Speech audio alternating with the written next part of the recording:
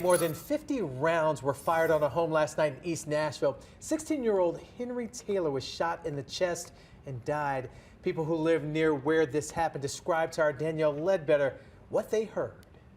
Oh, I knew what it was.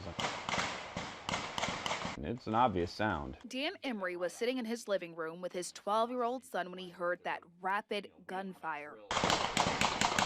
Emery says his first thought was to tell his son to get down. That I wanted to keep him out of the way and not in front of a window. Metro Nashville police said 40 to 50 bullet casings were found at that scene. It's close enough that it still felt a little percussive, like you could feel just, the air movement a little bit. Now Emery is upset his son had to go through that. I shouldn't have to sit in my living room at 8:30 in the evening and explain to my son why there's a dead body in the neighbor's yard. And have a talk with his son. More or less that he doesn't need to be afraid to sleep in his bed at night, that sometimes things happen and you just kind of try to stay out of the way of it.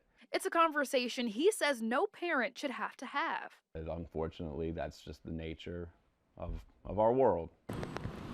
Moving forward, Emery says he will continue to stay out the way, but he says he won't live in fear. I'm not going to be run out of my neighborhood. What am I going to do, move somewhere and then have to deal with the same thing somewhere else? Danielle Ledbetter, WSMV4.